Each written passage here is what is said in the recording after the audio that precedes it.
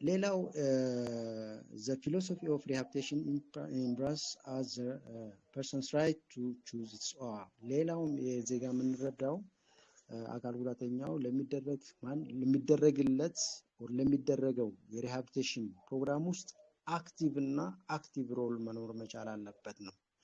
ሁኔታዎችን የማወቅ የመምረጥ ከዚህ ይሻለኛል ብሎ እንትን የማድረግ ማንኛውንም ነገር እሱ ሳያውቀው አካል ጉዳተኛው ሳያውቀው የሚደረጉ ነገሮች አይኖሩም ነው እና ፉል ኮንሰንት መኖር መቻል አለበት ብሎ ነው የሚያስቀምጠው ይሄ ሪሃቢሊቴሽን ፊሎሶፊ ማለት ነው። ስለዚህ እነኚህ መሰረታዊ ጽንሰ ሐሳቦች ፊሎሶፊካል ፖይንት ኦፍ ቪው የተቀመጠበት ፒላሮች ናቸው ማለት ነው። ሌላው ዛሬ የምናየው who is rehabilitation counselor ነው። rehabilitation counselor ማን ነው? rehabilitation counselor ምናልባት ይሄ ዶክመንት የምንጠቀመው ከአሜሪካን ሀገር የመጡ መጽሐፍቶች ናቸው። ሐሳቡም ከነሱ የምንወስዳቸው ናቸው እና በዛ መሰረት አንድ rehabilitation counselor አትሊስት የመጀመሪያ ዲግሪ በሆነ ፊልድ ሊኖረው ይገባል ይላል። የሆነ በማንኛውም የመጀመሪያ ዲግሪ በሆነ ፊልድ ይዞ ሁለተኛ ማስተርሱን ነው በሪሃቢሊቴሽን ካውንስሊንግ ሊይዝ ይገባዋል። ያ ነው ሪሃቢሊቴሽን ካውንስለር ብለን የምንጠራው ሰው ማለት ነው። ስለዚህ አንድ ሪሃቢሊቴሽን ካውንስለር ለመሆን የመጀመሪያው ክራይቴሪያ የመጀመሪያ ዲግሪ በማንኛውም ፊልድ ሊሆን ይችላል። ከዛ ቀጥሎ የማስተርስ ዲግሪውን አትሊስት በሪሃቢሊቴሽን ካውንስሊንግ መያዝ መቻል አለበት ማለት ነው። ስለዚህ ሪሃቢሊቴሽን ካውንስለርስ ምን ዕውቀት መያዝ ይጠበቅበታል የሚለውን በሚቀጥለው ቀናችን የበለጠ እንዘረዝራቸዋለን። በዛሬውም ላይ የተጠቀሱ ሐሳቦች አሉ። ለምሳሌ የካውንስሊንግ ቲዮሪዎች ሊኖሩት ይገባል። ስኪልስ እና ቴክኒኮችን በደንብ አንደርስታንድ ሊያደርግ ይገባል ተብሎ ነው ያ የሚታሰበው። ሌላው ኢንዲቪጁዋል ግሩፕ ኤንድ ኢንቫይሮንመንታል አሰስመንቶችን ማካሄድ መቻል የሚችል መሆን መቻል አለበት የሚል ነው።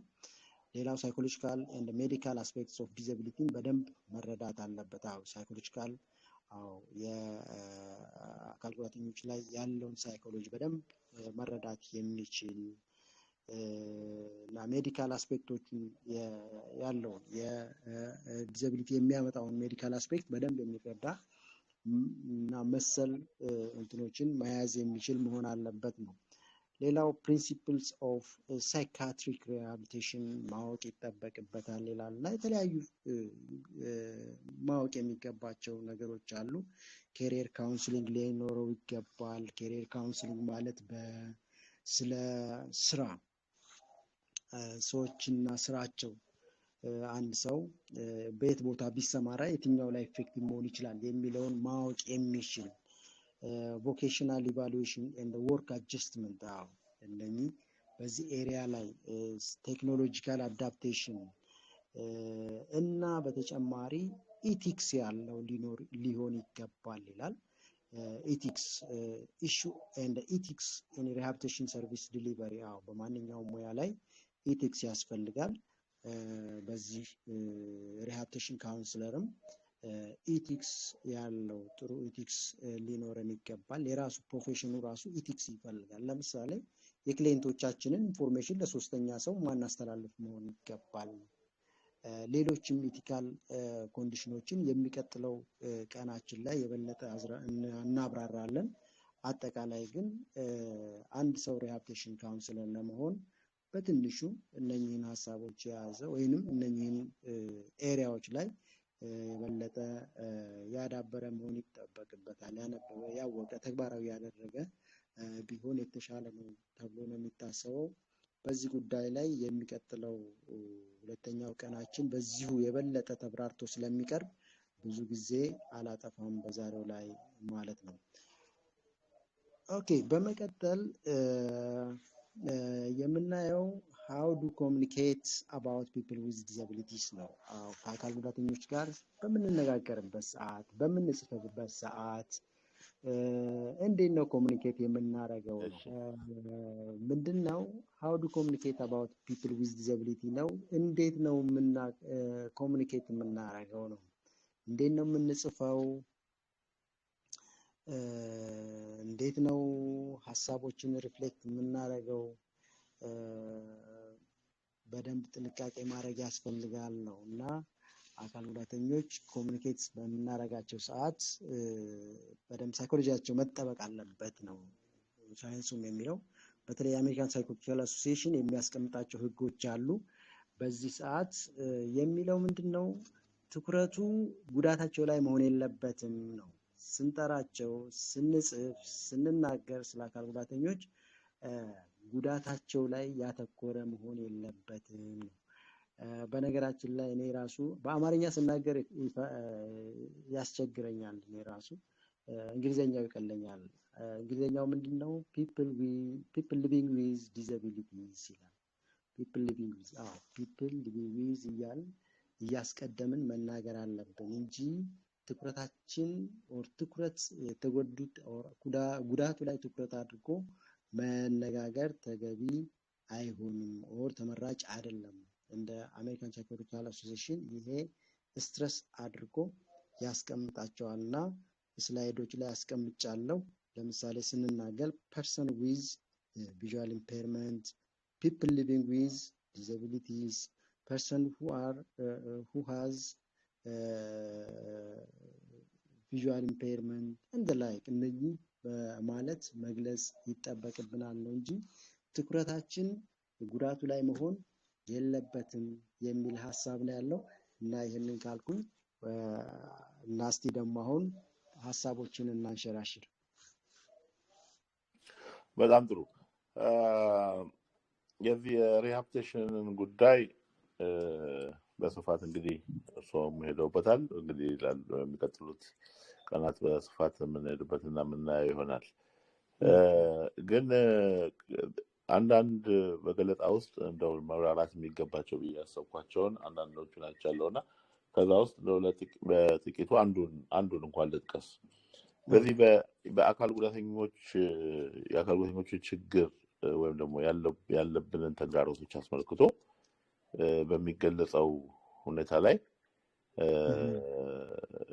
ብዙ ጊዜ የህብረተሰቡ ችግር ነው የአካል ጉዳተኞቹ አይደለም ብለዋል እና ደጋግመው ከተሳሳትኩ እታረማለሁ። ይሄኛው ግን ሚስሊድ ሊያደርገን አይችልም ወይ? እንደውም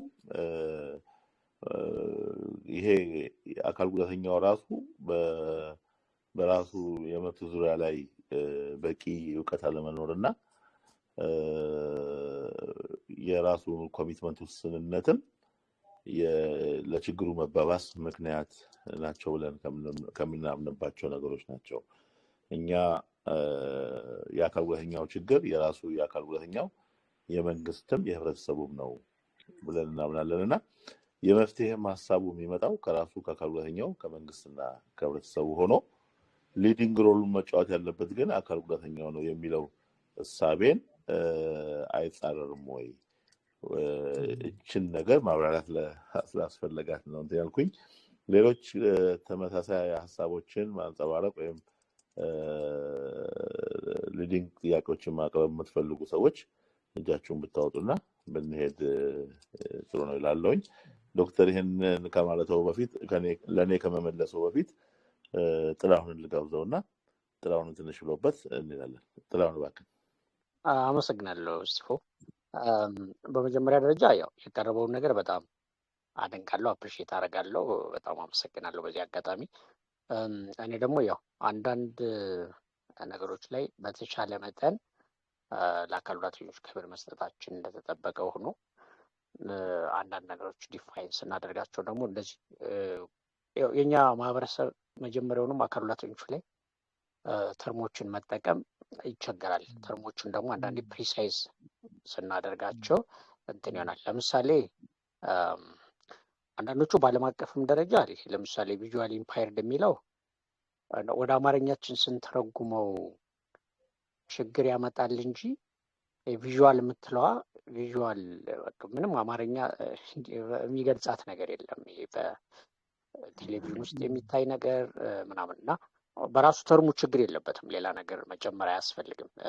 ስኖ ምንም ችግር የለውም። ማየት የተሳነው ስንል ነው ችግር የሚያመጣው። ምክንያቱም ማየት የሚለው የአማርኛ ቃል ጀስት ሪኮግናይዝ መረዳት ማስተዋልንም ስለሚተረጉ አንገት የተፈጠረው አዙሮ ለማየት ነው። እንደዚህ ማስተዋልንም ስለሚይዝ ያበላሸዋል። የእንግሊዝኛው ተርም ግን ዳዝማተር ሌላ ነገር ሳይጨመርበት ኖርማል ነው። ሌላው ይቺ ጥሩ ነች። አሁን ፐርሰን ዊዝ ዲሴቢሊቲ የምትለዋ የእንግሊዝኛዋ ተርም ትክክል ነች። አሁን እቺ ምክንያቱም ዲሴቢሊቲው ነው አንድን ሰው ኢምፓየር ማለት ራሱ ኢምፓየር የሆነው ያቺ የተጎዳቸው አካል እንጂ በራሱ ሰውየው ሙሉ ለሙሉ አይደለም። አሁን ሎጂካሊ ፐርሰን ዊዝ ዲሴቢሊቲ የተባለበት አንድ ሰው የሆነ የአካል ክፍሉ ሊጎዳ ይችላል። የአካል ክፍሉ በተወሰነ መንገድ ውስንነትም ሊኖርበት ይችላል።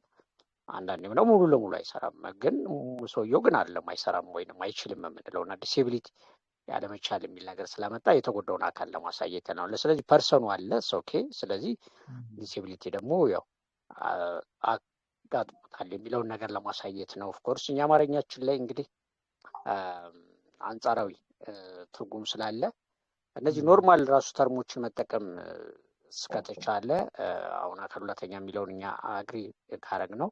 አሁን እኛ በፊት የአይነ ስውራን ተቃራኒ አይናማ ነው የሚለውን ሪኮግናይዝ ማድረግ አንፈልግም ነበር። መቼም አይናማ መሆን መልክም ስለሆነ ውበትንም ስለሚገልጽ ነው። ግን ብዙ ጊዜ ኮንፊውዝ እየፈጠረ ሲያስቸግር በቃ ከዚህ የተሻለ የሚገልጸው ነገር ከሌለ አክሴፕት እናድርገው እያልን አንዳንዴ ዝም ብለን ኦልሬዲ ቶለሬት አድርገ ነው እንሄዳለን እና ምን ለማለት ፈልጌ ነው፣ ጥንቃቄ መደረጉ በጣም አሪፍ ነው። ግን የበለጠ ማህበረሰባችን ባሉት ተርሞች ራሱ እንዲግባባ ያሉትን ነገሮች አንደርስታንድ ማድረግ ያስፈልጋል ነው። ሌላው ግን እኔ አሁን እንደገባኝ ከገለጻው ላይ ሪሃብሊቴሽን ሲባል በጣም ሰፋ ያለ ነገር ነው። ስነ ልቦናን ያካትታል። አካል ጉዳተኛው ደግሞ ያው ያላየውን ነገር እንዲያይ ያደርጋል፣ ማህበረሰቡ ላይ ይሄዳል እና እነዚህ የተቀመጡ ሞዴሎች ከሪሃብሊቴሽን አንጻር እኔ እንደገባኝ እንደየሁኔታው ልንጠቀምባቸው እንችላለን እንጂ አንድ አይነት ሞዴልን ብቻ ኤክሰርሳይዝ ማድረግ አስፈላጊ ላይሆን የሚችልበት ሁኔታ ያለ ይመስለኛል። አሁን የሪሃብሊቴሽን እንደ አካል ጉዳተኞች አሁን ያለንበትም የቴክኖሎጂ ዘመን ስለሆነ ይሄ ሁማን አክቲቪቲ የአሲስቲቭ ቴክኖሎጂ ሞዴል የምንለው ሀት የምንለው ላይ ደርሰናል። ኦፍኮርስ ግን አሁን ምንድነው እንደ ሪሃብሊቴሽን ግን ስንመጣ አንደኛ እድሜ አይወክለውም፣ ሁሉንም አይነት ከህፃን እስከ አዋቂ ድረስ የሚይዝ ነው። ሁለተኛ ደረጃ ደግሞ ሰዎች እንደሚያጋጥማቸው ጉዳትና እንደሚኖሩበት ኢንቫይሮንመንት ብዙ ነገር ያስፈልገዋል እና ለምሳሌ በእድሜ የገፋን ሰው ሕክምና አያስፈልገውም ለማለት ይከብዳል። ሁለቱም ሊቀርብለት ይገባል ተብሎ ይገመታል። ኦልሬዲ ለምሳሌ አሁን መቄዶንያ ያሉ ሰዎች አካል ጉዳት ደርሶባቸዋል፣ ግን ተጨማሪ ደግሞ ሌላ ሕክምና ኬዝ ሊያስፈልጋቸው ይችላል እና የሶሻል ሞዴሉ ብቻ በቂ ላይሆን ይችላል ተብሎ ይታሰባል እና በተመሳሳይ መንገድ አሁን እዚህም ቻሪቲም የምንለው እዚህ አካባቢ ላይ ሊያስፈልግ ይችላል እና እንደየ የጉዳቱ ኤክስትሪም እንዴት ነው ይሄ ሞዴሎችን እንደየ አስፈላጊነቱ መጠቀም እንችልበት አጋጣሚ የለም ወይ ለማለት ነው እዚህ ላይ ስናየው። ምክንያቱም እኛ አሁን እንደ አካል ጉዳተኛ መብት ስንከራከር ይሄ ቻሪቲ ሞዴል የሚለውንም አይመለከተንም። እኛ አሁን ያለንበት ላይ የደረስንበት እኛ ጥገኞች አይደለንም ብለን ነው አርጊው የምናደርገው። ግን ይሄኛው ግን በጣም ሪሃብሊቴሽኑ ሰፋ ያለ ነገር ስለሚያካትት ሶስቱንም እንዳየ አስፈላጊነቱ መጠቀም አስፈላጊ ሊሆን የሚችልበት ሁኔታ አለ ወይ? እንዴት ነው የሚታየው? የፍልስፍና አንደኛውን አሁን እኛ የምንከተለውን አይነት ነው ወይ የሚለው ነገር ላይ እስቲ ትንሽ ማብራሪያ ቢኖርበት አሪፍ ነው ብዬ አስባለሁ። ሌላው እንግዲህ ፊሎሶፊዎቹ በጣም ጥሩ ናቸው። በነገራችን ላይ አሁን በሪሃብሊቴሽን ሴንተሮች በኢትዮጵያ በብዛት እየተካሄደባቸው ነው አላውቅም። እንዲሁ እንዳጠቃላይ እንደ አዌርነስ ነው። ግን በአብዛኛው ማህበረሰቡ ቅድም ስቲፎ ያስቀመጠው ነገር አለ። አካል ጉዳተኛውን ኢምፓወር ማድረጉ እንዳለ ሆኖ ለራሱ ለመብቱ መንቀሳቀስ እንዳለበት እንዳለ ሆኖ በአብዛኛው ግን ማህበረሰቡን የማንቃት ጉዳይ ነው እዚህ ጋር የሚያመላክተው። ምክንያቱም የችግሩ ባለቤት በአብዛኛው የማህበረሰቡም አለበት። መብት መጠየቁ ብቻ ሳይሆን መብቱን የሚረግጠው አካል ካወቀ በተለይ ሶሻል ሞዴል የምንለው ላይ ሊስተካከል ይችላል ተብሎ ይታሰባል። እና እንደዛ ከሆነ ይህንን የግንዛቤ ስራ ለማስፋት ኃላፊነቱን መውሰድ ያለበት ራሱ አካል ጉዳተኛው ነው ወይስ የኢንስቲቱሽናል የመንግስት ተቋማት ወይ ለዚህ ተብሎ የሚዘረጋ ተቋም ሊኖር ይገባል ወይ? ማን ነው ሞር ኃላፊነት መውሰድ ያለበት? ምክንያቱም ማህበረሰብ ማለት ሰፊ ነው። የኢትዮጵያ ህዝብ አሁን ከ100 ሚሊዮን በላይ ህዝብ ነው እና ይህንን ህዝብ በጣም ግዙፍ የሆነ ኤነርጂ ያስፈልጋል ይህን ህዝብ ለመድረስ። ይሄ እንዴት ነው መሆን ያለበት የሚለው ነገር እስቲ የእሱን የሙያ አስተያየት ፈልጋለሁ። አመሰግናለሁ። ኦልራይት፣ በጣም አሪፍ ነው። ሌሎች ልጆች አይታዩኝም። ዶክተር ወደ መልሳቸው ከመሄዳቸው በፊት ግን እሺ፣ ሸዋዬ እጁን አውጥቷል። ሸዋዬ ከመሄዱ በፊት ግን አንድ ነገር መጨመር ፈለኩና እኔም ማን ነው ሪሃቢሊቴሽን ካውንስለር መሆን የሚችለው? ማን ነው ይሄንን ማነው የታይትል ሊይዝ የሚችል ሰው ምን አይነት ሰው ነው የሚለው ላይ ብዙ ክራይቴሪያዎችን አስቀምጠዋል እና ከዛ ውስጥ አንዱ ምናልባት ቢታይ ብዬ የማስበው ቅድምም ለመናገር እንደሞከርኩት በተለይ የአካል ጉዳተኞች ችግር ለመቅረፍ የራሱ የአካል ጉዳተኛው የመንግስትና የህብረተሰቡ ትብብር ኖሮበት ሊዲንግ ሮሉን ግን ራሱ ባለቤቱ ካልተጫወተው ኢፌክቲቭ የሆነ ስራ ይኖራል ብለው ስለማይታመን ከዚህ አኳያ አሁን በጠቀሱትም በሙያውም በዚህ በካውንስሊንግ ስራ ላይ የሚመጣው አካል እንደው አካል ጉዳተኛ ቢሆን ተመራጭ አይሆንም ወይ የሚለውንም አብረው እንዲያውልኝ ፈልጌ ነው። እሺ ሸዋዬ ትንሽ ይሄድበትና ከዛ አጠቃላይ መልስ ይሰጣሉ። ሸዋዬ አሳጥራ የሚቀጥለውን ትንሽ ሴሽናቸው እንዳይበዛባቸው። እሺ ቤተሰብ ሁላችሁን ሰላም ብያለሁ። ስላለፈድኩ ይቅርታ፣ በማይመች ሁኔታ ውስጥ ነበርኩኝ። እንግዲህ ቅድም እዚህ አሁን ከተነሳው ከገባው ጀምሮ ከሰማሁት ሀሳብ ስነሳ ምንድነው እነኚህ ሞዴሎቹ ዓለም አቀፋዊ አስተሳሰብ ናቸው። እነኚህ ቻሪቲ ሞዴል የምንለው ይሄ ሜዲካል ሞዴል የምንለው እና ሶሻል እንዲሁም ሶሻል እና ራይትስ ሞዴል አብረው የሚታዩ ናቸው። እነኚህ ነገሮች በዚህ ጉዳይ ውስጥ ተርሚኖሎጂዎችም ተነስተዋል። እሱን ወደ በኋላ እመጣለሁ። ይሄ የቻሪቲ ሞዴል የሚለው መንስኤው አስተሳሰቡ ምንድን ነው? ይሄ ዲሴቢሊቲ የሚለው ይሄ አካል ጉዳተኝነት መንስኤው የሚመጣው ከእግዚአብሔር ቁጣ ከፈጣሪ ቁጣ ነው፣ እርግማን ነው ተብሎ ይታሰብና ከዛ በኋላ ደግሞ ይሄንን እርግማን ነው በዚህ ከመጣ what will be the solution፣ ስለዚህ ምን መደረግ አለበት ለሚለው እንትን መፍትሄ የሚያስቀምጡት ምንድነው? በቃ እነሱ ከሰዎች እኩል አይደሉም፣ የሆነ ቦታ ይቀመጡና የሚበሉት የሚጠጡት ነገር ይሰጣቸው እንጂ ከማንም ሰው ጋር አብሮ እንደማንኛውም ሰው ፓርቲሲፔት አድርገው ማድረግ አይችሉም ብለው የሆነ ቦታ ይሄ በጣም ሃይ የሆነ ስቲግማ ማግለልን ይደረግና እዛ ይቀመጣሉ። ከዛ በኋላ ይሄንን የሚያቀነቅኑት እነማን ናቸው? ሞር ህብረተሰቡ ይሄንን ነገር በጣም እንዲያስብ ፕራክቲስ እንዲያደርገው የሚያደርጉት ምንድናቸው? የሃይማኖት መሪዎች፣ የሀገር ሽማግሌዎች፣ ተሰሚ የሚባሉ ተጽዕኖ ፈጣሪዎች ይሄን ነገር ያቀነቅኑታል። ይሄ ነገር ምንድን ነው የሚያመጣው? በአካል ጉዳተኛው ላይ ያለው ሰልፍ ኮንፊደንስ ሰልፍ ስቲም የሚለው ነገር ምንድን ነው? በጣም ሌስ ነው። አካል ጉዳተኛው ራሱን እንደ ጥገኛ እንዲቆጥር ይዳርገዋል ማለት ነው። what will be the solution? ሶሉሽኑ ይሄንን ነገር መፍትሄ የሚያደርገው ማን ነው? ለህብረተሰቡ ግንዛቤ መስጠት የሚለው እንደ ሶሉሽን ይደረጋል። ሁለተኛው ይሄ ሜዲካል ሞዴል ውስጡ ሪሃቢሊቴሽን ጨምሮ ያለው እሱ ደግሞ ምንድነው? ይሄ ጉዳቱ በተፈጥሮ ምክንያት በአደጋ ምክንያት ሊከሰት ይችላል። ከተከሰተ ደግሞ አንድ አካል ጉዳተኛ ከህብረተሰቡ ጋር ይሄ ሶሻላይዜሽን የምንለውን ነገር ተሳትፎ እንደማንኛውም ሰው የሆነ ነገር ላይ ከመስራቱ በፊት ዘር መስት ቢ ፊክስድ መስተካከል አለባቸው መታከም አለባቸው የሚል በጣም ጽንፍ የወጣ አስተሳሰብ ይሄንን ደግሞ በጣም ሞር ኤግዛጀሬት የሚያደርጉት ዶክተሮች በዚህ የህክምና እንትኖች ሴክተር ውስጥ ያሉ ሰዎች ይሄንን ነገር ያደርጉታል። ይሄም ደግሞ አንድ አካል ጉዳተኛው ላይ ለምሳሌ የማይስተካከሉ ጉዳቶች አሉ።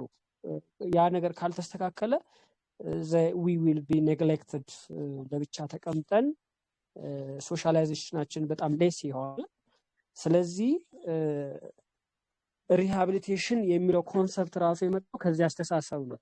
ያው አንድ ሰው ባለው ጉዳት እንግዲህ አካል ጉዳተኛ ስንል ይሄ ዲስኤቢሊቲ is equal to ኢምፔርመንት ፕላስ ባሪየርስ ነው የምንለው። ኢምፔርመንት የምንለው ደግሞ ይሄ ጉዳቱ ለዘለቄታ ሊታከም የማይችል ሊሆን ይችላል። ሊታከም የማይችል ከሆነ በዚህ አስተሳሰብ ያ ሰው ምን ይሆናል? ኦልሬዲ ተገሎ ብቻውን የሆነ ቦታ ወደዚህ ወደ ችሮታው ወደ መጀመሪያው ሞዴል ይገባል ማለት ነው። ሶስተኛው ይሄ ደግሞ በአካል ጉዳተኛው ላይ የሚኖረው አሁንም ሰልፍ ኮንፊደንስ በራሱ እንዳይተማመን እንዲሸማቀቅ እኔ ከሰው በታች ነኝ እንዲል ያደርገዋል ማለት ነው። ሶስተኛው ደግሞ ይሄ ሶሻል ሞዴል የምንለው ትንሽ ነቃ ያለው ህብረተሰብ አይ እነሱ ያው ልጆቻችን ቤተሰቦቻችን ናቸው፣ ግን የሁለተኛው ሜዲካል ሞዴል እንደሚለው ፊክስ ካልሆኑ እንደው በሰርጉም በምኑም ይዘን ስንሄድ ትንሽ ፊዚካል ከሆነ አረማመዳቸውም እንደዚህ አይነት ነገራቸውም ትንሽ ይደብራል እና አይነ ስውራን ከሆኑም ደግሞ የሆነ መሪ ምናምን ትንሽ ይደብራል። መስማት የተሳናቸውም ከሆኑ ደግሞ ሌላ አስተርጓሚ ምናምን። ስለዚህ ለብቻቸው ለምን የሆነ ሰፈር የሆነ አድርገንላቸው ብንንከባከባቸው የሆነ ከፈጣሪም እድል እናገኛለን የሚል እንደውም ከሃይማኖት ጋር አያይዘው ለእኛ አይነት ሰዎች የሆነ ነገር ማድረግ ጽድቅም ነው መንግስተ ሰማያት መውረሻም ነው ተብሎ የሚታሰብ እንደውም በሀገራችን በኢትዮጵያ የዱክማን ሰፈሮች የሚል እንደ ኤግዛምፕል ልንጠቅሰው እንችላለን። እና እንደዚህ አይነት ሀሳቦች አሉ። ወደ መጨረሻውና ራይትስ ሞዴል ስንመጣ ማንኛውም አካል ጉዳተኛ የሆነ ሰው ከተፈጥሮ አካሎች ውስጥ አንዱ ቢጎዳ ሰው መሆኑ የሚቀየር አይደለም። ዝንጀሮ ወይንም በግ ወይንም ፍየል የሆነ አይሆንም። ሰው ነው ኦልሬዲ።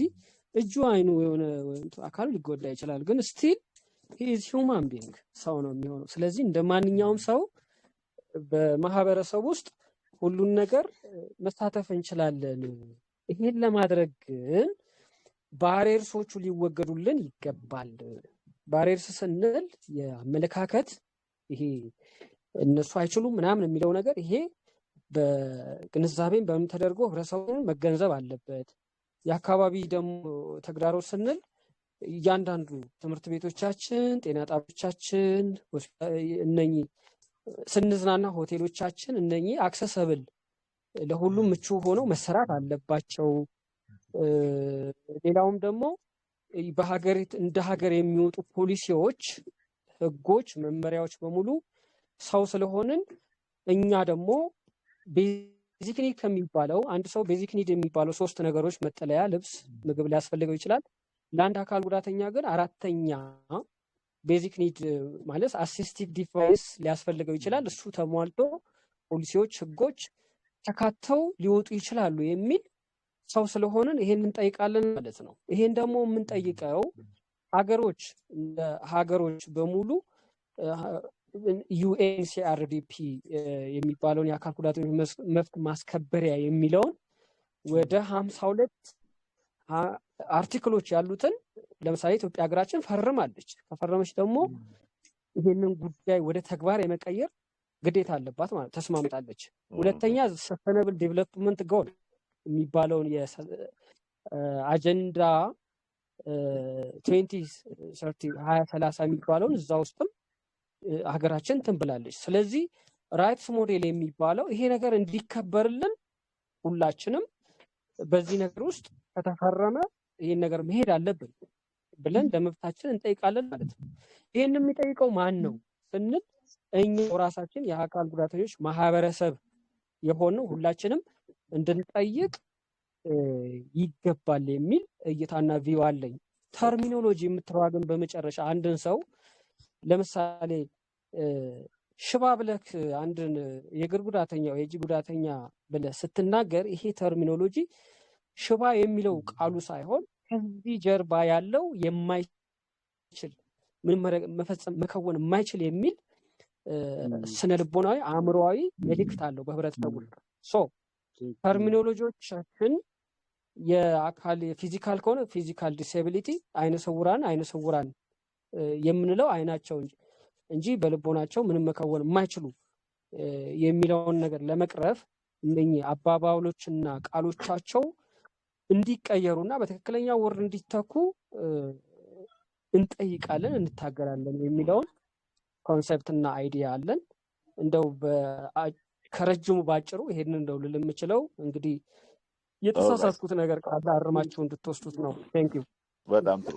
ከልብ አመሰግናለሁ። ብዙውን የዶክተርን ሰዓት ያዝንባቸው። እንግዲህ ዶክተር እሺ፣ በጣም አመሰግናለሁ።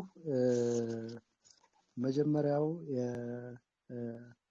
የወንድሜ እስጢፋኖስ ነው። ሪሃብሊቴሽን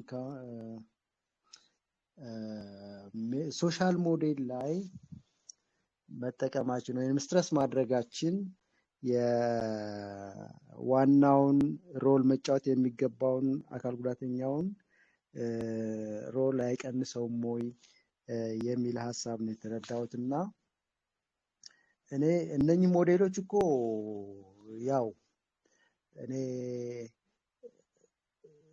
እንደተቀመጡ ናቸው። ይሄ ሞዴል አለ እያልን ነው እንትን የምንለው። ምንድነው የሜዲካል ሞዴል?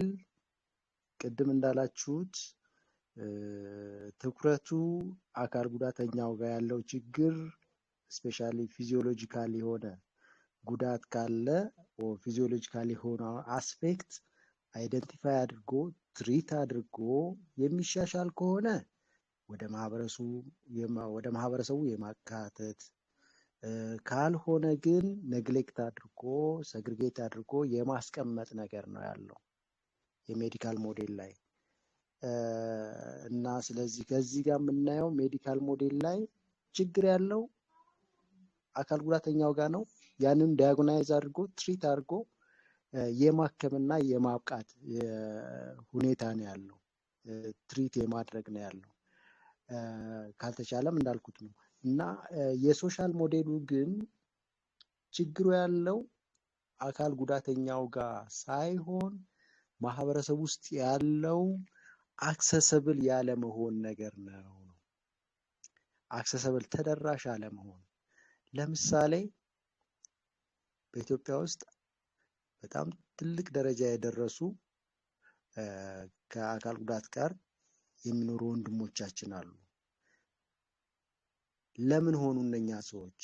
ለምን እዚያ ደረጃ ደረሱ ብለን በምናስብበት ሰዓት እንደው በመርፌ ቀዳዳ እንደማለፍ ሁኔታዎች በአጋጣሚ ስለተመቻቹላቸው ነው እንጂ ትንሽ ችግር ወይንም ችሎታ ያላቸው ግን አብዛኞቹ አካል ጉዳተኞች አይደርሱም እዚያ ስቴት። ለምን? ተደራሽ ያልሆነ ኢንቫይሮንመንት ስላለ ነው። ተደራሽ ስለሆነ ያልሆነ ኢንቫይሮንመንት ስላለ ነው። እንደምታውቁት መንገዱ እንዴት ነው ያለው? ትምህርት ቤት አካባቢ ያለው እንዴት? አሁን አካል ጉዳተኞች ወገኖቻችን ልትረዱኝ ትችላላችሁ። ምን ያህል ችግሮች እንዳሉ እናንተ ናችሁ የምትረዱት። በጣም ብዙ ችግሮች ይኖራሉ። በትምህርት አካባቢ አስተማሪዎች እንዴት ነው ትሪት የሚያደርጉት? ትምህርት ቤቶች አካል ጉዳተኞችን ያለመቀበል የማንገራገር ነገር። መንገዶች፣ ሽንት ቤቶች ለአካል ጉዳተኞች አክሰሰብል ናቸው ወይ? በጣም ብዙ መሰናክሎች አሉ ነው። እናንተም ስትጠይቁት የነበረ ያለፈ ቀን አሁን አንድ ቀን ገብቼ ነበረ እና አንድ ወንድማችን የጠየቀኝ ምንድን ነው እንዴ ስለ ተደራሽነት ይችላሉ ብቻ አይደለም እኮ መንገዱ እኮ ብዙ መሰናክል እኮ አስቸጋሪ ነው። ትምህርት ቤት እንዴት መምጣት ይችላሉ? እንዴት መማር ይችላሉ? ለምሳሌ አስተማሪዎች የሉም። መስማት ለተሳናቸው ተማሪዎች አስተማሪው ራሱ የለም፣ አይችልም፣ ኮሚኒኬት ማድረግ አይችልም። ያ ለምን ሆነ? ልጁ መማር ሲችል አስተማሪው ባለመቻሉ ምክንያት ኦር ሁኔታዎች ስላልተመቻቹ እነኛ ልጆች የሚፈለጉበት ደረጃ እየደረሱ አይደለም። የሜዲካል አስፔክቱ እንዳለ ሆኖ የሶሻል አስፔክቱ የምንለው መንገድ መሰራቱ፣ አመለካከቱ ፖዚቲቭ የሆነ ትችላለህ ነው እንጂ አይ እሱ እኮ አካል ጉዳተኛ ነው የምንለው እንጂ አይ እሱ እኮ ይችላል የሚል ማህበረሰብ ውስጥ አይደለም ያለነው። ማህበረሰቡ ምን አለበት? ይሄን አዘጋጅቼልሃለሁ፣ ይሄን አዘጋጅቻለሁ፣ ትምህርት ቤት መምህሩንም ማቴሪያሉንም ፋሲሊቲውንም ሁሉንም ነገር አሟልቻለሁ፣ ካንተ ተምረህ ይሄን ማምጣት አለብህ። አቅርቦ ካቀረበ በኋላ ይሄንን ዴማንድ ማድረግ መቻል አለበት ነው። እዚህ ውስጥ ማህበረሰቡ ዴማንድ ሲያደርገው ኦር ከሌሎች ተማሪዎች እንዳልተለየ ምንም የሚለየው ነገር እንደሌለ ዴማንድ ሲያደርግ አካል ጉዳተኛውም ራሱ ጥረት እያደረገ ይመጣል የሚል ሀሳብ ነው ያለው። እዚህ ጋር ሶሻል ሞዴልን ስንጠቀም አካል ጉዳተኛው ሮሉ ይቀንሳል ማለት አይደለም። ትምህርት ቤት እስከ አስተማሪው ከገነባን ካዘጋጀን መጽሐፍቶችን በሚገባቸውና በሚመቻቸው ሁኔታ ካመቻችን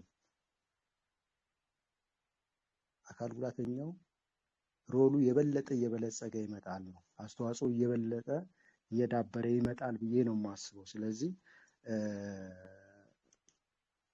አክሰሰብል ኢንቫይሮንመንት አክሰሰብል ማድረጉ የማህበረሰቡ ግዴታ ነው። ካላደረገ ግን አካል ጉዳተኛውን አትድረስብኝ እያለው ነው። አንድ ትምህርት ቤት የሚያቋቁም ባለሀብት አካል ጉዳተኞች ተማሪዎች እንዳሉ ታሳቢ አድርጎ መንቀሳቀስ መቻል አለበት ነው። እኔም ማዘጋጀው ለአካል ጉዳት አልባዎቹ ብቻ ነው ብሎ ማሰብ የለበትም። ካደረገ ሶሻሊ አካል ጉዳተኞችን እየጎዳ ነው የሚል ነው እኔም የምረዳውና በዛ ነው ሁኔታው ተደራሽ የማድረግ ሁኔታው በደንብ ትኩረት መስጠት አለበት የሚል ነው እና ሌላው ሁለተኛው ጥያቄ ሪሃብሊቴሽን ካውንስለርስ ለምን አካል ጉዳተኞች አይሆኑም ወይንም አካል ጉዳተኞች ራሳቸው ሪሃብሊቴሽን ካውንስለር ቢሆኑ በጣም ተመራጭ ይሆናል ነው። አዎ በነገራችን ላይ ነው ከቅድም ዲስከሽናችን የተረዳሁት አካል ጉዳተኛ ለምሳሌ አንድ ማናጀር አካል ጉዳተኞችን ኦርጋናይዜሽኖች ማኔጅ የሚያደርግ ሰው አካል ጉዳተኛ ቢሆን እመርጣለሁ እኔ። ለምን እንዴ አካል ጉዳተኞችን ችግር የሚረዳው አካል ጉዳተኛ ያልሆነ ሰው እንደነሱ ሊረዳላቸው አይችልም ብዬ ነው የማስበው። ስለዚህ አካል ጉዳተኝነትን በጣም ራን ለማድረግ የበለጠ አካል ጉዳተኛው በሚሆንበት ሰዓት በጣም ችግሩን በደንብ ሴንስ የሚያደርገው ስለሆነ የበለጠ የመርዳት ችግሩን ለመቅረፍ የሚሄድበት ሁኔታ አንደርስታንድ አድርጎ ትሪት ለማድረግ የሚሰጣቸው ሶሉሽኖች የበለጠ ተደራሽ የሚያደርጉ ይሆናሉ ብዬ ነው የማስበው እና የአካል ጉዳተኛ ሪሃብሊቴሽን ካውንስለር ቢሆን የበለጠ ችግሩን ለመቅረፍ የተሻለ ይሆናል ብዬ ነው የማስበው እና ይሄን ያለኝ በወንድሜ እስጢፋኖስ ያነሳልኝ ማለት ነው። ሁለተኛው ወንድሜ ጥላሁን ጋር የተነሳው ማየት የተሳነው ችግር አለበት። አዎ ብዙ ሀሳቦች ናቸው ሬዝ ያደረገልኝ። ችግሮችን ማየት ያለብን ከአካል ጉዳተኛው ፐርስፔክቲቭ ነው ብዬ ነው የያዝኩት ሀሳቡ። አዎ እና አካል ጉዳተኞች